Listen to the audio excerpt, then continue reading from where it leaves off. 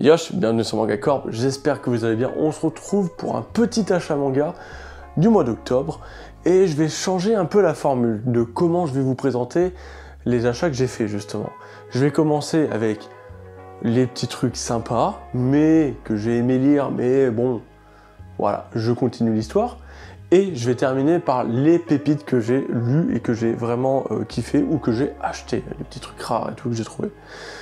Et c'est comme ça que je vais construire tous les achats manga maintenant. Et on commence tout de suite. On commence avec le tome 0 de The Promised Neverland, qui est en fait un guide, Mystic Code, donc c'est un guide officiel qui va nous raconter pas mal de secrets sur The Promised Neverland. Je l'ai pas encore lu parce que c'est imbuvable en fait, ce genre de truc, il faut pas le lire ça en une soirée, autrement ça déchire la tête.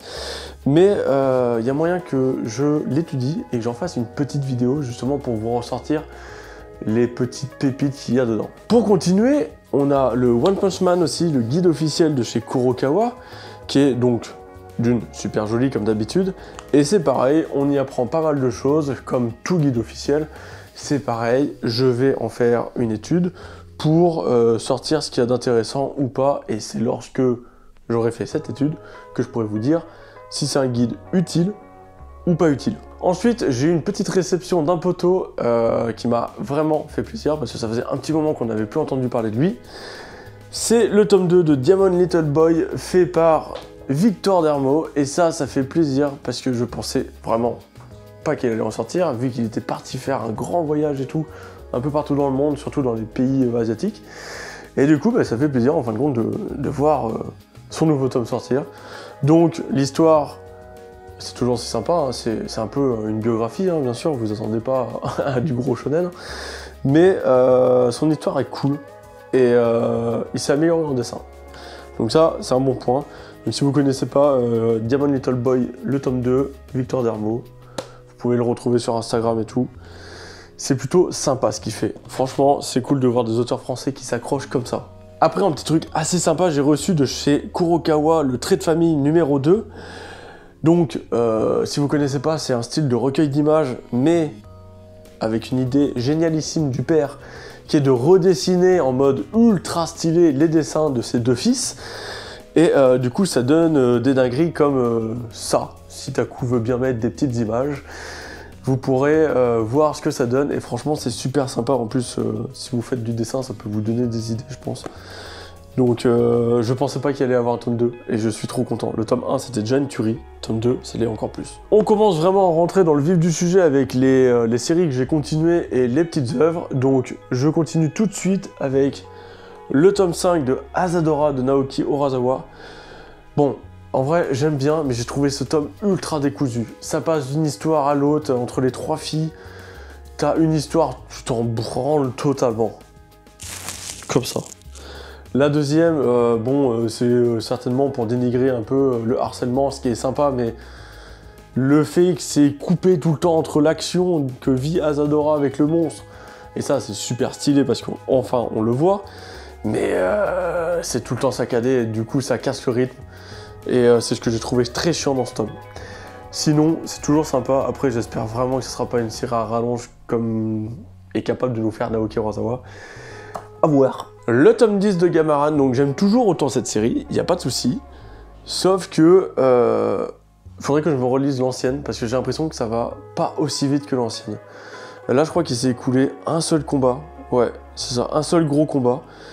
Alors certes, il était stylé, on voit encore des nouvelles armes, et ça, c'est la force de l'auteur, parce qu'il est capable de renouveler la dynamique de ces personnages avec des nouveaux arts martiaux, et là surtout des arts martiaux qui sont européens, et donc c'est vachement cool.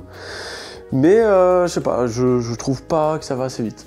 Voilà, bon, à voir. Mais j'aime toujours autant, et franchement, comme vous dites souvent dans les commentaires, un animé sur Gamaran, ça serait grave stylé, et c'est ce qui le boosterait de ouf. Ensuite, Shiba Edition était venu vers nous avec le tome 1. Là, j'ai acheté le tome 2 de Colorless, et j'aime beaucoup le principe de l'histoire. C'est un style de manga, mais avec une patte de comics, et il y a de la couleur à l'intérieur, parce que on est, je le rappelle, dans un monde, vous pourrez voir la vidéo, qui s'affiche ici, mais on est dans un monde qui a perdu toute couleur, et du coup, il reste que des pigments de couleur, et ils arrivent à en retrouver de temps en temps, donc lorsqu'il y en a, on voit nous aussi la couleur.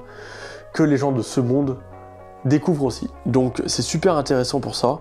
L'histoire est cool. Et là, c'était un tome avec du fight. Donc là, c'était stylé. On a appris pas mal de choses sur le héros et sur deux antagonistes qui étaient bien vénères. Je continue mon ascension tranquillement de Veritas. Je suis au tome 6. Je vais entamer le tome 7. Voilà. Veritas, c'est pas compliqué. Si vous avez aimé The Breaker à l'époque, c'est quasiment du pareil au même. Comme pour The Breaker, le rythme est un peu lent, mais les combats sont stylés et les dessins sont tout aussi stylés aussi. Donc hâte de voir. Par contre, j'ai bien peur que la fin... on a un gros tome, mais Taku me disait, en feuilletant comme ça, compliqué d'avoir une vraie fin. Hein, je suis pas sûr. Donc on verra, mais ça pue un peu. Soleil Manga nous a gâtés avec le chat qui rendait l'homme heureux. Et bien je vous assure que quand tu lis ce tome, en plus en édition perfecte là, t'as envie d'aller te coucher parce qu'en fait t'es juste bien. T'es reposé, t'es bien, t'es joyeux. Franchement, c'est juste de la bonne humeur, c'est trop mignon. Alors c'est pas le style de livre que je lis tout le temps, hein, mais franchement, j'attendais rien.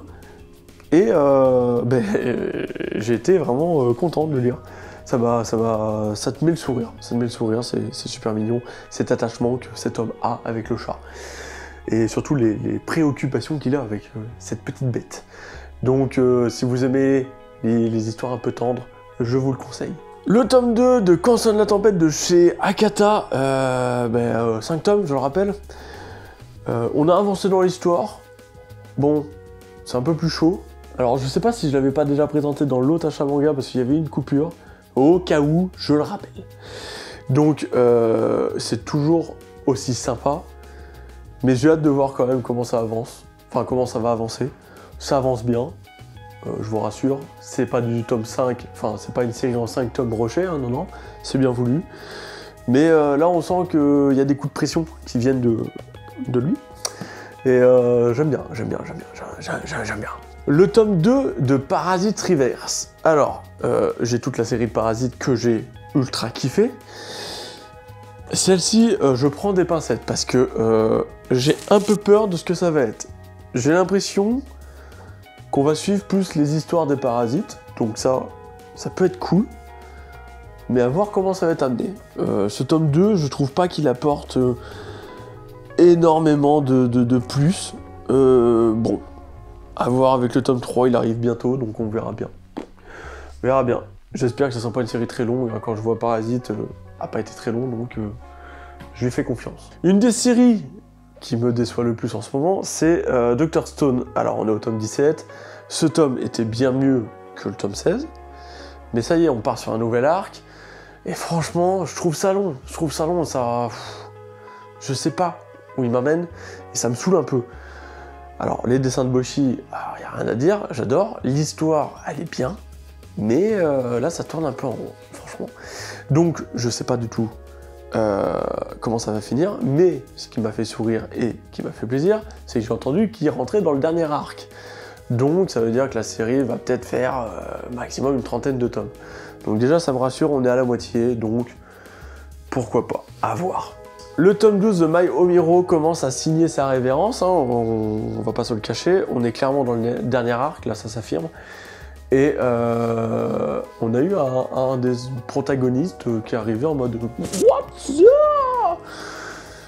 Bon voilà, c'est pas n'importe qui, le mec a des balls, et clairement, c'est lui qui va faire basculer clairement toute l'histoire pour que ça avance. Et ça c'est cool parce que du coup je pense qu'il reste 2-3 tomes peut-être, allez, grand max 15 tomes. Donc là c'est cool, on arrive sur la fin et c'est pareil, j'ai hâte de voir la fin parce que... Enfin on s'y attend un peu, on voit un peu comment ça va finir je pense. Mais c'était une bonne série, dans son ensemble c'était une bonne série, je pense que je la garderai. Après, donc ça j'en avais déjà parlé, que je les avais achetés à Paris, mais ça y est, je les ai lus, j'en ai parlé avec certains d'entre vous dans les commentaires. Franchement, Green Blood, c'est cool, ça se lit facilement, mais il faut le lire d'une traite. Les dessins, c'est juste ouf, parce que l'auteur Masasumi Kakizaki est juste un dingue en fait, en dessin, c'est juste un monstre. Bon, par contre, l'histoire, il faut... Ouais, c'est un fleuve, hein. C'est une histoire de vengeance, faut pas chercher une grosse révélation derrière ça. Hein. Non, non, on apprend quelques petits trucs sur l'humain, mais bon, c'est des petites histoires qui s'enchaînent à une époque où les cow-boys, les Indiens et tout vivaient. Donc c'est sombre, et l'auteur a juste voulu s'éclater pour raconter une histoire de cow-boy, clairement. Franchement, cherchez pas le truc de ouf. C'est une petite...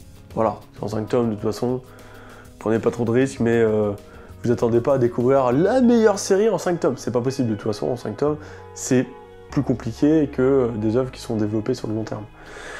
Mais moi j'ai kiffé, et j'adore de toute façon toutes ces œuvres comme Bestiarius et tout. Le tome 4 de Fable, et là, celui-là, j'aimais bien Fable, mais juste bien. Et là je commence à vraiment bien l'apprécier, parce que ça commence à bouger son cul. Je sais qu'il y a 22 tomes en France, au Japon, excusez-moi, mais, et c'est fini bien sûr, mais là on commence à bouger son cul dans Fable, et ça c'est cool, parce que ça va apporter un peu de piquant, parce que pour le moment il y avait vraiment que de l'humour, et le côté assassin, bon, on le voyait pas trop. Là, il y a des antagonistes qui commencent à faire bouger le truc et tout. J'ai hâte de voir le tome 5 parce que il va nous réserver des petites dingueries, je pense. Une des séries qui me casse le plus les burnes, Fire Force. J'adore l'auteur, j'adore ses histoires, mais ça matche pas avec Fire Force. J'ai vraiment du mal.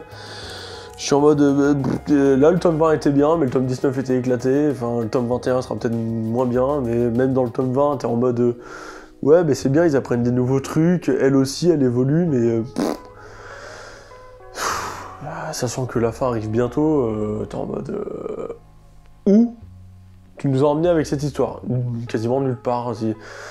En vrai, il y a plein de trucs qui auraient pu être faits autrement, et c'est qu'il n'y a aucun personnage vraiment où t'es en mode « ouais, lui, trop stylé ». Il y a justement ce personnage où on a vu sa transformation, c'était stylé, mais pas plus. Je me rappelle avec Soul Eater, c'était... Enfin, faudrait que je les relise, hein, peut-être que j'ai une mauvaise mémoire, mais c'était beaucoup plus dingue quand même, on était plus à fond dedans, donc un peu déçu de Fire Force. Alors là, j'ai pris un tome au hasard, mais j'ai réussi à me trouver quasiment toute la série de Tokyo Ghoul à Easy Cash. Bon, Easy Cash... la spéculation sur les mangas, ça va. Bon, on est sur du 5 €, clairement, quand je les ai ouverts, les tomes, bon, il y en a, ils ont des taches d'usure un peu jaunâtres. Je suis en mode, ouais, 5 € c'est quasiment du neuf, c'est pas du neuf ce que vous vendez, donc... Bref, tant pis, au moins j'ai trouvé quasiment toute la série, il m'en manquait que 4. J'ai réussi à l'acquérir entièrement maintenant, parce que j'ai acheté les 4 derniers aujourd'hui. Enfin, aujourd'hui. Voilà. Et du coup, voilà, ça fait un peu chier de voir des prix à 4,99 quand on voit, là, celui-là, il est abîmé aussi. Bon, voilà, hein, c'est les prix qui augmentent, et puis les vendeurs d'occasion, bah, ils s'éclatent.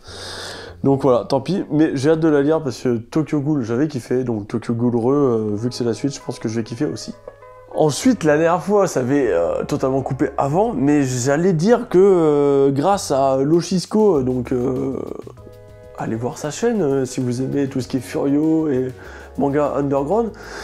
C'est lui qui m'a conseillé de lire, enfin de prendre les Strain, donc en 5 tomes avec une grande édition, hein, comme vous pouvez le constater, voilà. Et donc je les ai pas encore lus, mais il m'a dit, fais cette acquisition, c'est un truc rare, c'est stylé, tu vas kiffer. Bon, et ben je lui ai fait confiance, donc quand je l'aurai lu, je reviendrai vers vous, en tout cas je kiffe le style de dessin. Voilà, c'est très old school. Enfin, on arrive dans les pépites que j'ai lues et que j'ai achetées, et ça, c'est vraiment le haut du panier et que j'ai vraiment kiffé. Je commence tout de suite avec Welcome to the Ballroom, le tome 2. Welcome to the Ballroom, c'est vraiment une série coup de cœur, clairement. J'ai grave kiffé cette série parce que c'est de la danse latine, de salon, et il y a la troisième, je sais plus, et la valse, je crois. Et du coup, c'est juste trop stylé parce que le héros, c'est clairement un shonen. C'est un personnage de shonen, il a des aptitudes genre en mode il voit une fois la danse, il sait faire, et après il s'acharne de ouf. Donc c'est ça que j'ai kiffé dans ce manga, parce que on retrouve les vieux shonen, tu vois, les vieux personnages de shonen, et ça, j'ai grave kiffé. En plus les dessins sont magnifiques, Si vous vous dites ouais c'est de la danse nanana, non. Lis, teste, lis le premier tome, déjà ça va te convaincre. Donc faites-moi confiance, vous allez voir, Welcome to the Ballroom, c'est une tuerie. Après, ça sort pas très rapidement, et ça c'est dommage. Elio, le fugitif, le tome 4. Pourquoi je vous dis que c'est dans une de mes pépites, alors que c'est, vous allez me dire, ah, c'est pas trop extraordinaire. Vous avez raison, c'est pas extraordinaire. Par contre, j'ai envie de le soutenir, parce que c'est un auteur qui fait du Furio, que je kiffe, et j'aimerais qu'on voit Sugarless un jour arriver en France. Donc j'adore son dessin. Puis en vrai, l'histoire est sympa et je pense qu'il y aura vraiment une fin aussi en 5 tomes parce qu'il a réussi à faire des ellipses qui passent bien. Et du coup, le tome 5 arrive prochainement et ça sera le dernier normalement. Donc hâte de voir cette fin, comment il l'a conclu. Ça commence à faire pas mal. Hein. Jujutsu Kaisen, le tome 11, toujours une grosse dinguerie. Je l'avais annoncé avant que l'animé sorte que ça allait être une dinguerie. Et ben voilà, l'anime est sorti, tout le monde a kiffé, je le rappelle tout le temps ça. Et du coup, Jujutsu Kaisen, au niveau du tome 11, c'est de la grosse baston, c'est du kiff de ouf. On va enfin revoir ce personnage rentrer en jeu qui est vraiment super sympa. Et j'ai juste hâte de continuer cette série. Franchement, dès qu'il sort le tome, je le bouffe. Vous allez voir là au box-office, là, le tome 0 là, qui est sorti en film, il va tout exploser. C'est juste trop bien. Juste trop bien, j'adore le style de dessin qui fait très manga, très pâteux, un peu à la plume et tout. C'est du tout bon, Jujutsu Kaisen. Grosse dinguerie aussi, c'est Blue Lock, le tome 4 en termes de sport, de manga de foot. Moi, c'est celui que je vais préférer parce que ça divisait vachement les puristes et tout. Mais moi, le foot, j'aime pas plus que ça, le vrai foot. Alors que là, c'est un truc en mode un peu style Battle Royale où on essaye vraiment de mettre en avant des grosses capacités et tout. Et l'esprit shonen, il est à 48 000% dessus, là. Du coup, c'est vraiment cool, les personnages sont tous attachants quasiment. Si vous n'avez pas commencé Blue Lock, je vois pas qu'est-ce que vous attendez en fait. Faut s'y mettre maintenant. En plus avec les ruptures, c'est l'accessoire qu'il faut les prendre. Blue Lock, ça fait plaisir. Une petite pépite, parce qu'il n'y a pas beaucoup de tomes, on est déjà à la moitié, c'est Bomber Boy. J'adore le style de dessin. Je sais enfin à qui me fait penser ce personnage, parce que je suis en train de me revoir les Hunter x Hunter, et en fait il me fait penser à Léolio. Si vous lisez la petite série, vous allez directement penser à Léolio. Et du coup, on a appris un gros truc dans ce tome 2, qui m'a fait grave plaisir, parce que c'est une petite série, mais on arrive à te placer des petits éléments là, comme ça là, t'es en mode waouh, trop stylé. Donc super content. Et c'est pareil, tome 3 qui arrive normalement bientôt, j'ai envie de le dévorer, Ça va être trop stylé. Et pour finir, je termine avec un petit tome de chez Pika qui est Karate Hit, le tome 2.